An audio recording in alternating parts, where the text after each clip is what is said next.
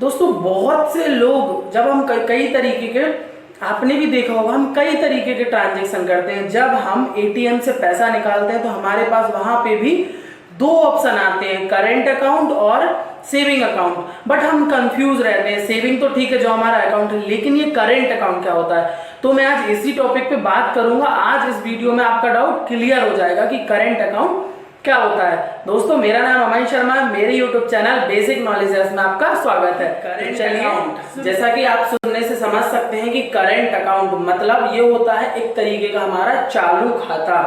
चालू खाता क्या होता है, करंट अकाउंट क्या होता है, मैं आपको बताता हूँ।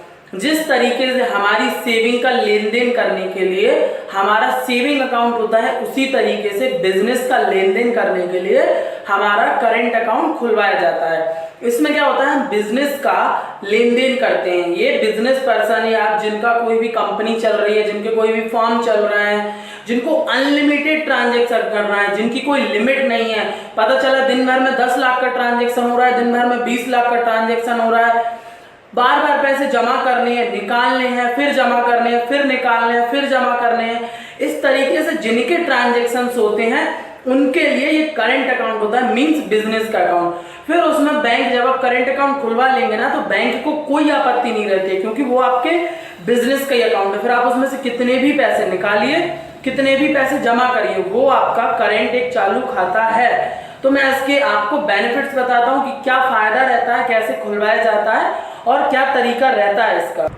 देखिए, सबसे पहला करंट अकाउंट मैं आपको बताता हूँ, ये होता है आपका बिजनेस से रिलेटेड, ये आपके बिजनेस से कनेक्टेड होता है। आपके बिजनेस के नाम पे ही, आपकी शॉप है, दुकान है, या आपका कोई भी मैन्युफैक्चरिंग फैक्ट्री है, कोई प्राइवेट कंपनी है, गवर्नमेंट कंपनी है, तो वहां से ये कनेक्टेड होता है उस कंपनी के पैन कार्ड से या उस कंपनी के गुमास्ता जो होता है उसके थ्रू।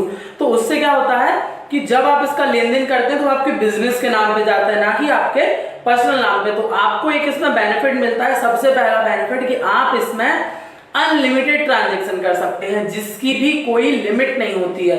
आप इसमें महीने में, दिन में कई बार ट्रांजैक्शन करते हैं।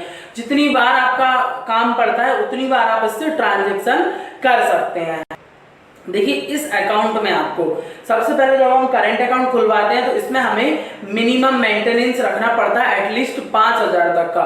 मिनिमम 5,000 तक का है। अलग अलग बैंकों का अलग अलग लिमिटेशन रहता है। कोई बैंक इसमें आपको 10,000 का लिमिट रखने को बोलेगी, कोई बैंक आपको 20,000 का लिमिट रखने को बोलेगी कि मिनिमम आपका मंथली में इतना आपका मेंटेनेंस होना चाहिए, तभी अकाउंट आपका वर्किंग में रहेगा। इसमें क्या एक और फैसिलिटी मिलती है हमें, वो होती है ओवरड्राफ्ट फैसिलिटी। देखिए, ओवरड्राफ्ट क्या होता है मैं आपको समझाना चाहूंगा। ओवरड्राफ्ट फॉर एक छोटे से एग्जांपल से समझाना चाहूंगा। फॉर एग्जांपल, आपने अपने खाते में महीने में या साल भर में 2 लाख 3 लाख का मेंटेनेंस रखा। आप इसमें 2 लाख 3 लाख का ट्रांजैक्शन पर महीने में करते हैं। तो कभी आपको अगर पैसे की जरूरत पड़ती है अपने बिजनेस के लिए या किसी भी वर्क के लिए, आपको पैसे की जरूरत पड़ती है, तो आप उनमें से 50,000 बैंक से ले सकते हैं। तो इसमें आपको बैंक को ब्याज देना पड़ेगा। ये एक तरीके का अनसिक्योर्ड लोन भी माना जाता है। अनसिक्योर्ड लोन मींस किसी तरह की कोई सिक्योरिटी नहीं है, सिर्फ आपको खाते में से ही पैसे की सुविधा मिल जाएगी। और बेनिफिट मैं आपको आगे बताता हूं। देखिए, इसमें आपको जो नॉर्मल खाते में सुविधाएं मिलती हैं, ATM, chequebook, passbook, debit card, credit card, ये सारी, नेट बैंकिंग, ये सारी सुविधाएं आपको इस अकाउंट में भी मिल जाती हैं। तो अब बात करते हैं, बहुत से लोग कंफ्यूज होते होंगे किसे कौन खुलवा सकता है। देखिए, जिसका भी शॉप है, दुकान है, वो इसको खुलवा सकता है, या किसी का बिजनेस चल रहा है जो मैंने आपको पहले ही बताया, तो वो इसको खुलवा सकता है। देखिए, अब खुलवाने के लिए क्या क्या डॉक्यूमेंट्स लगेंगे, तो डॉक्यूमेंट्स में आपको आधार कार्ड, पैन कार्ड, अपने बिजनेस का पैन नंबर, जिसको जीएसटी भी बोलते हैं। अगर आपके पास जीएसटी नहीं है तो रजिस्ट्रेशन, जब भी आप शॉप खुलते हैं या खुलवाते हैं तो गवर्नमेंट से रजिस्ट्रेशन भी लेना पड़ता है, हिंदी में जिसको बोलते हैं गुमास्ता। आपको गुमास्ते की जरूरत होना चाहिए, अपना वोटर आईडी कार्ड या कोई भी ID proof, current address proof, एक कॉन्टैक्ट डिटेल, जीमेल आईडी और आपका फोन नंबर जो आपके बैंक में सेविंग अकाउंट से लिंक होना चाहिए। आई होप आपको ये वीडियो समझ में आई होगी।